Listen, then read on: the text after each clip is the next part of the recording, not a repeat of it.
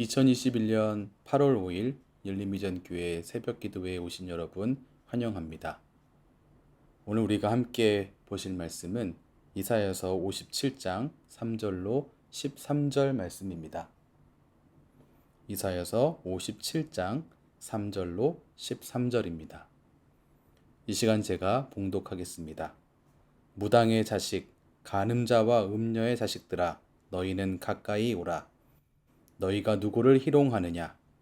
누구를 향하여 입을 크게 벌리며 혀를 내미느냐? 너희는 패역의 자식, 거짓의 후손이 아니냐? 너희가 상수리 나무 사이 모든 푸른 나무 아래에서 음욕을 피우며 골짜기 가운데 바위 틈에서 자녀를 도살하는도다. 골짜기 가운데 매끄러운 돌들 중에 내 몫이 있으니 그것들이 곧 내가 제비 뽑아 얻은 것이라. 또한 내가 전제와 예물을 그것들에게 드리니 내가 어찌 위로를 받겠느냐. 내가 높고 높은 산 위에 내 침상을 베풀었고 내가 또 거기에 올라가서 제사를 드렸으며 내가 또 내 기념표를 문과 문설주 뒤에 두었으며 내가 나를 떠나 벗고 올라가서 내 침상을 넓히고 그들과 언약하며 또 내가 그들의 침상을 사랑하여 그 벌거벗은 것을 보았으며 내가 기름을 가지고 몰렉에게 나아가되 향품을 더하였으며 내가 또 사신을 먼 곳에 보내고 스오레까지 내려가게 하였으며 내가 길이 멀어서 피곤할지라도 헛되다 말하지 아니함은 내 힘이 살아났으므로 쇠약하여지지 아니함이라. 내가 누구를 두려워하며 누구로 말미암아 놀랐기에 거짓을 말하며 나를 생각하지 아니하며 이를 마음에 두지 아니하였느냐. 내가 나를 경외하지 아니함은 내가 오랫동안 잠잠했기 때문이 아니냐. 내 공의를 내가 보이리라.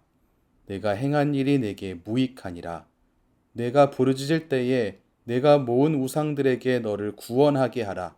그것들은 다 바람에 날려가겠고 기운에 불려갈 것이로되 나를 의뢰하는 자는 땅을 차지하겠고 나의 거룩한 산을 기업으로 얻으리라. 아멘.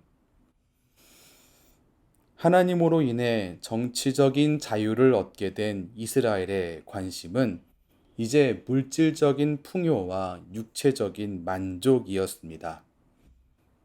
그렇다면 그들은 어디로 나아가야 합니까?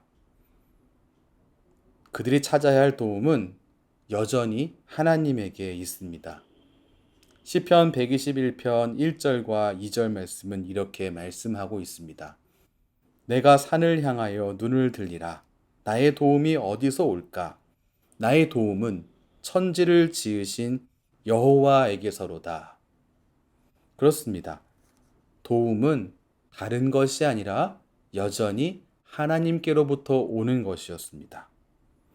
또한 그들의 필요를 채우시는 분 역시 하나님이십니다. 시편 81편 10절 말씀에 이렇게 기록되어 있습니다. 나는 너를 애굽 땅에서 인도하여 낸 여호와 내 하나님이니 내 입을 크게 열라. 내가 채우리라. 그렇습니다. 그들이 의지해야 할 대상은 여전히 하나님 한 분이십니다. 도움도 하나님에게서부터, 필요를 채우는 것도 하나님에게서부터입니다. 그러나 그들은 물질적인 필요와 육체의 필요를 채우기 위해 하나님이 아니라 우상에게 나아갔습니다. 왜 이런 일이 생기는 것일까요? 그들은 하나님을 정치적인 해결자로만 한정 지었기 때문이었습니다. 정치적인 문제는, 나라가 해방되는 문제는 하나님께서 하시는 일이고, 이들이 바라고 있는 물질적인 필요와 육체적인 필요는 하나님에게 속한 것이 아니다라고 이들은 믿었습니다. 그래서 물질적인 필요와 육체의 필요를 채우기 위해 우상에게 나아간 것이었습니다. 땅의 비옥함과 풍성함을 다른 신들이 이루어 주리라 믿고 하나님 아닌 것을 향해 나아간 것이었습니다. 이것은 하나님 앞에 큰 죄입니다. 선지자는 죄인들을 불러서 그들의 죄과를 열거합니다. 그들의 먼저의 죄는 하나님을 적극적으로 거부한 것입니다. 오늘 57장 4절 상반절 말씀에 이렇게 기록되어 있습니다. 너희가 누구를 희롱하느냐? 누구를 향하여 입을 크게 벌리며 혀를 내미느냐? 이 이사야서 57장 4절 상반절 말씀은 하나님을 찬양하면서 하나님께 부르짖어야 할 입인 이 이스라엘 백성들의 입이 그 입을 열어서 하나님께 혀를 내미며 하나님을 무시하고 희롱하고 있는 이 모습을 그려주고 있습니다. 그들은 하나님을 적극적으로 거부했습니다. 또한 선지자가 고발한 이 이스라엘 백성들의 죄는 우상 숭배에 빠진 이 백성들이 이제 하나님의 요구가 아니라 모든 우상들의 요구를 만족시키는 일로 분주해졌다는 사실입니다. 이들은 농작물의 풍성한 수확과 다산을 위해서 문란한 성행위를 하는 사교에 적극 가담했습니다. 이뿐만 아니었습니다. 심지어 자기 자녀를 죽여서 제물로 바치는 일까지 자행했습니다. 이스라엘 백성들은 호세아 선지자와 예레미야 선지자를 비롯한 선지자들이 그들에게 가르치고자 했던 교훈들을 전혀 배우지 못했습니다.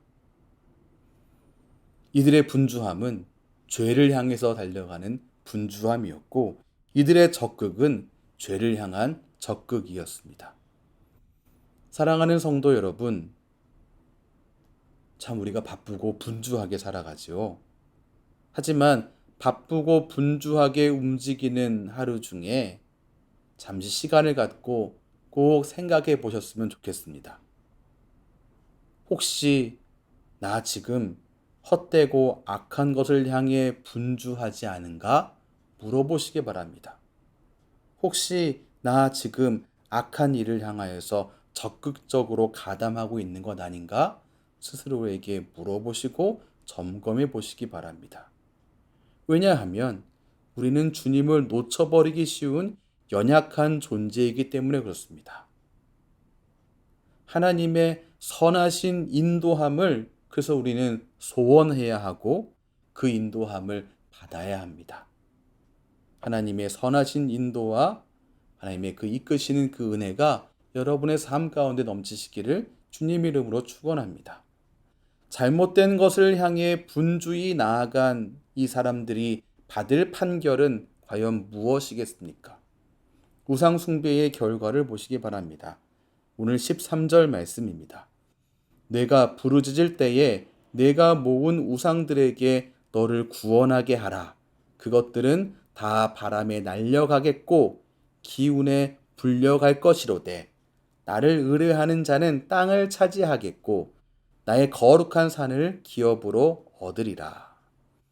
사람이 만든 조각에 불과한 우상이 과연 무엇할 수 있겠습니까? 신실하지 못한 이 사람들은 우상이 줄 수 있을 것이라 생각했던 선물들을 결코 받지 못합니다. 또한 하나님의 백성들에게 주시겠다고 하나님께서 약속하신 이전의 그 기업 역시 얻지 못합니다. 하나님께서 구원을 선포하셨음에도 불구하고 하나님을 믿고 순종하기를 거부하는 사람들은 하나님의 심판을 받게 되는 것입니다. 하나님을 떠난 악인은 결코 하나님의 약속하신 기업도 평안함도 결코 얻을 수 없습니다. 여러분, 한 번에 많은 일을 처리하는 것을 멀티태스킹이라고 합니다. 그러나 신앙은 멀티태스킹이 될 수 없습니다. 예수님께서 우리에게 마태복음 6장 24절 말씀 통해 이렇게 말씀하셨습니다. 한 사람이 두 주인을 섬기지 못할 것이 혹 이를 미워하고 저를 사랑하거나 혹 이를 중히 여기고 저를 경히 여김이라. 너희가 하나님과 재물을 겸하여 섬기지 못하느니라. 하나님과 더불어서 이것저것을 함께 섬길 수 없습니다. 우리는 하나님과 세상을 겸하여 섬길 수 없습니다. 신앙은 멀티태스킹 할 수 있는 대상이 아닙니다. 우리가 소망을 품고 입을 열고 고백하며 나아가야 할 분은 오직 한 분 하나님이심을 기억하시기 바랍니다. 저와 여러분과 우리 모두 주님만을 소망으로 모시고 나아가시는 주님의 귀한 자녀 되기를 주님의 이름으로 축원합니다. 기도하겠습니다. 하나님, 우리의 모든 생각과 삶 속에 주님을 온전히 의지하며 섬기길 원합니다. 오직 하나님 한 분만을 사랑하며 경외하는 우리가 되게 인도해 주시옵소서. 오늘도 주님을 전심으로 섬길 수 있도록 은혜를 주시고 우리의 삶을 통해 오직 한 분 주님만을 높이게 인도해 주시옵소서. 예수님 이름으로 기도합니다. 아멘. 축도로 예배를 마치겠습니다. 우리 주 예수 그리스도의 크신 은혜와 하나님의 무한하신 사랑과 성령 하나님의 위로 교통 인도하심이 주님의 귀한 모든 자녀의 삶 가운데 오늘도 충만하게 넘치시길 축원합니다. 아멘.